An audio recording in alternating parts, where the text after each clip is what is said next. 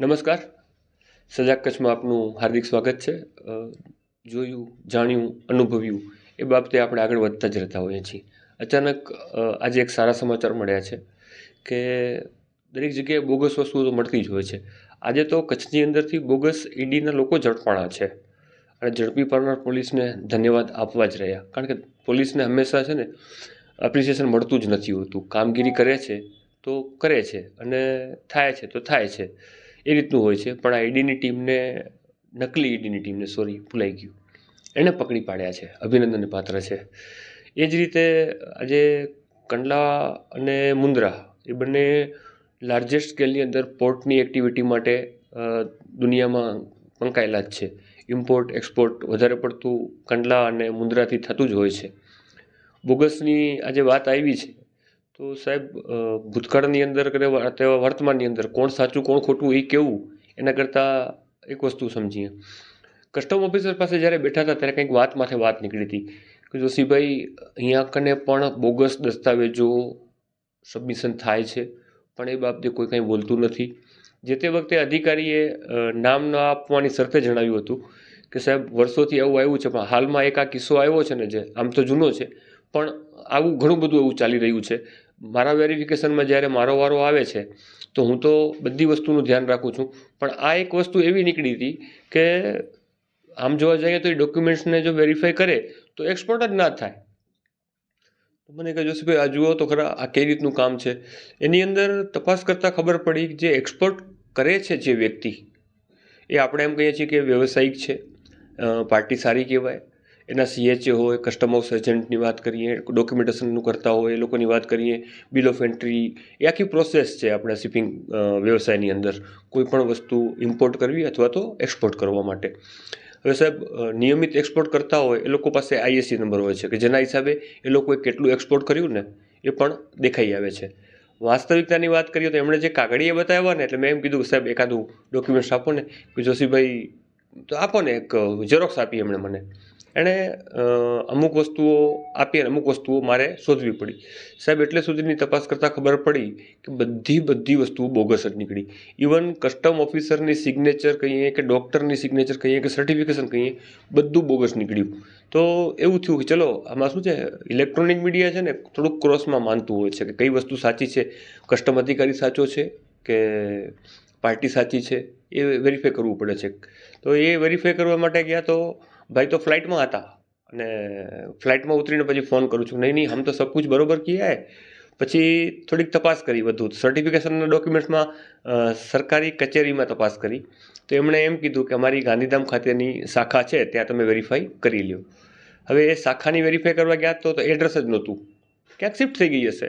એટલે પછી એમને ગુજરાત ઓફિસમાં બરોડા વાત કરી તો કે તમે નંબર આપો તો અમે આપીએ એમ. એટલે એમાં પણ ખોખો કબડ્ડી આવ્યું.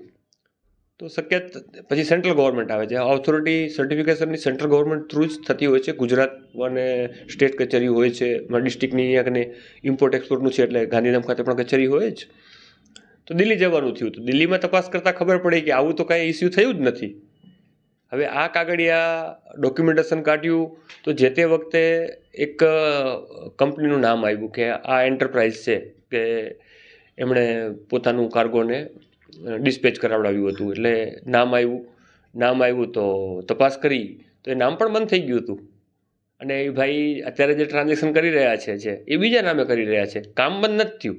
હા, ડોક્યુમેન્ટેશન બોગસ હોવાથી અમુક વખતે હોય ને, નામ બોગસ ઊભા થાય. અને બોગસ કંપનીઓનું પણ આપણે સાંભળ્યું હતું જે તે વખતે નીતિન ગડકરી સાહેબે કીધું હતું કે બોગસ કંપનીઓ બધી બંધ કરો.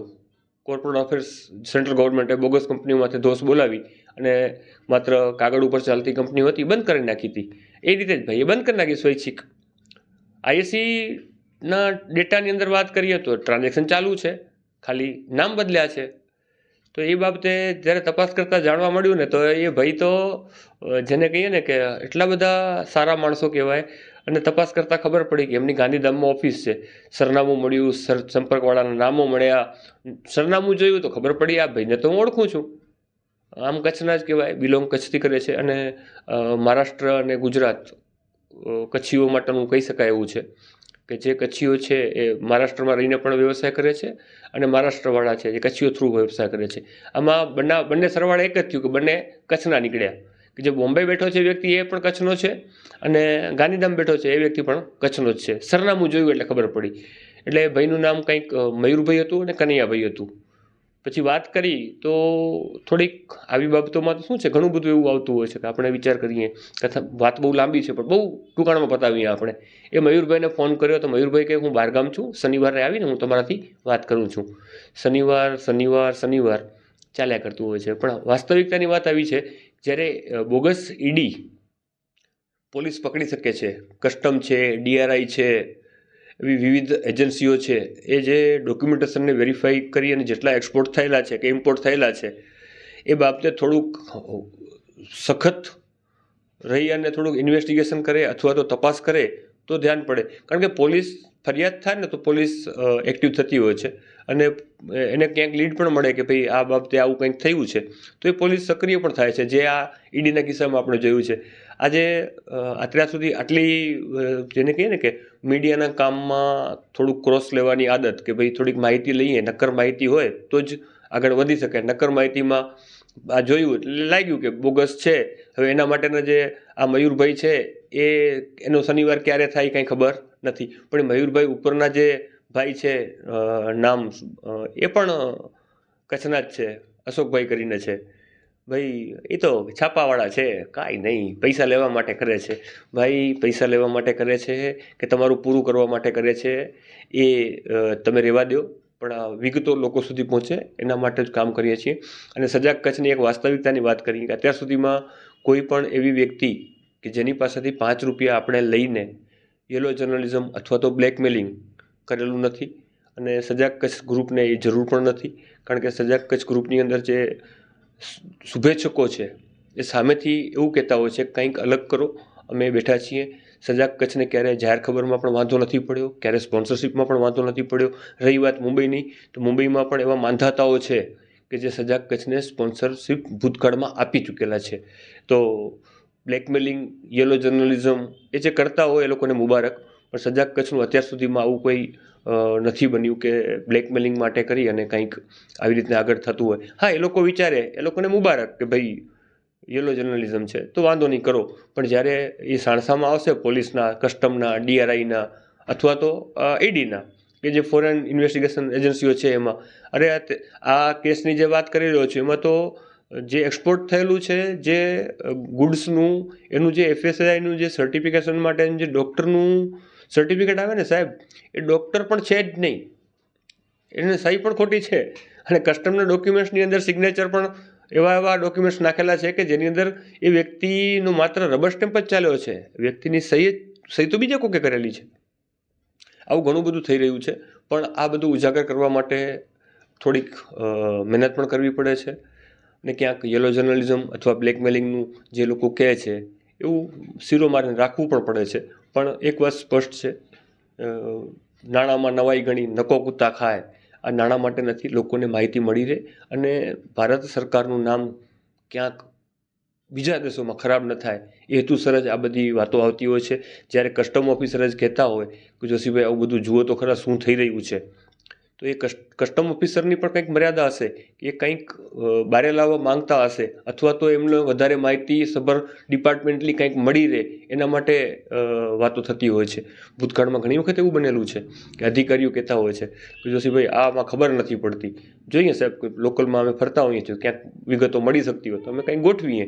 તો એ ક્યારેક મીડિયાને સોર્સ તરીકે પણ અધિકારીઓ યુઝ કરતા હોય છે અને ક્યારેક અમે અધિકારીઓને પણ કહેતા હોઈએ કે સાહેબ અમને સંલગ્ન માહિતી આપો, તો સંલગ્ન માહિતી પણ આપતા હોય છે. એ મીડિયાનો અમારો ધર્મ છે, અમે બજાવીએ છીએ. એડમિનિસ્ટ્રેશનનો ધર્મ બજાવે છે, પણ આની અંદર જો ખોટું થતું હોય તો ખોટું કહેવામાં અમને કોઈ જાતની તકલીફ નથી કે વાંધો પણ નથી. અને જે યલો જર્નલિઝમની વાતો કરે છે એ તો એ લોકોને મુબારક છે, કારણ કે પોતે ખોટા છે એટલે બધા ખોટા જ દેખાવાના છે. એટલે આપણે સારે કે જી અને ભોસડે કે જી જડીને આગળ નીકળવું છે. હરા માણસો હશે, ખરાબ માણસો હશે તો જ સારાની કદર થવાની છે. આપણે કોઈ સર્ટિફિકેટ લેવા માટે નથી બેઠા કે નથી કોઈને સર્ટિફિકેટ દેવા માટે, પણ એક વસ્તુ છે, અર્થતંત્રમાં જે નુકસાનો થતા હોય છે, જે સરકારી પ્રક્રિયાની અંદર જે બોગસપણું ચાલી રહ્યું છે, જેમ બોગસ પોલીસ સમજો, બોગસ પીએ સમજો કે બોગસ સીએમઓના અધિકારી સમજો, એટલે ઇવન પીએમઓના ઓફિસર સમજો, આ બધા બોગસ પકડાણા જ છે. તો આવા બોગસ એક્સપોર્ટ કરતા હોય અથવા તો બોગસ એક્સપોર્ટિંગના ડોક્યુમેન્ટ્સ કરતા હોય એ સળિયા પાછળ શાના માટે ના જાય ભાઈ? સળિયા માટે જાય એ જરૂરી છે, સજા મળવી જોઈએ. આપણે એક સંવિધાનની વાત કરીએ તો સંવિધાન એના માટે જ છે. બાબા સાહેબ આંબેડકરે સંવિધાન શેના માટે બનાવ્યું છે? કે ન્યુસન્સ ના થવા જોઈએ, હારો માણસ ફસાવવો ન જોઈએ. એટલે સંવિધાનના રૂપમાં પણ આ બધી વાતો વિચારવી રહી છે કે જેથી કરીને આપણે કંઈક નક્કર ખોટું થતું હોય એને રોકી શકીએ, કે જેથી કરીને આગળ કોઈ ખોટું કરે નહીં. એના માટે જ કાયદાની જોગવાઈ કરેલી છે. અને સરકારના ધ્યાનમાં અથવા તો કાયદાની જોગવાઈ મુજબ અધિકારીઓ કચેરીઓને ધ્યાનમાં આવે છે એ પગલાં લેતા જ હોય છે સકારાત્મક. બધી જગ્યાએ ખોટું નથી હોતું, જોઈએ પણ છીએ ક્યાંક ખોટું થતું હોય છે તો અમે છીએ, અમને માહિતી મળે છે તો અમે ધ્યાન દોરીએ છીએ. આ વસ્તુ તો નક્કી છે. તો ખાલી છેલ્લે એક વસ્તુ કેવી છે, આ મયુરભાઈ કે અશોકભાઈ જેવા જેટલા હોય એટલાને સામે આવીને કહેવું પડે કે ભાઈ અમારી ભૂલ થઈ ગઈ છે અથવા તો અમને ખબર નથી. એ કંઈક ખુલાસો તો દેવો પડશે ને. ક્રોસ લેવાની વાત આવે છે, ક્રોસ પૂછવું જ પડશે. કોઈને ખરાબ કહેતા, કોઈને હારા કહેવા પડતા એમના મંતવ્યો જાણવા મીડિયાનો ધર્મ છે અને એ લોકોને જવાબ આપવો એ એમની ફરજમાં આવે છે. બસ અત્યારે આ બોગસની વાત હતી, હજી છે અમુક વાતો, પણ આપણે જોયું જાણ્યું અને અનુભવીને જશું. અને આ બોગસ બાબતે જ આપણે થોડાક આગળ વધશું. કચ્છમાં શું શું થઈ રહ્યું છે ને જે એની માહિતી, હા એ બોગસ માહિતી હો ભાઈ, બોગસ ચાલ્યું છે એની માહિતી આપણે આપશું. બોગસ કઈ રીતે ચાલ્યું છે એ પણ માહિતી આપશું, જેથી કરીને આવું જે ન્યુસન્સ છે સમાજની અંદર જાય નહીં. અત્યારે બસ આટલું. ફરી મળશું આવા કોઈક બોગસ ડોક્યુમેન્ટવાળાને પકડીને આપના સમક્ષ લાવશું અને આગળ વધશું. નમસ્કાર.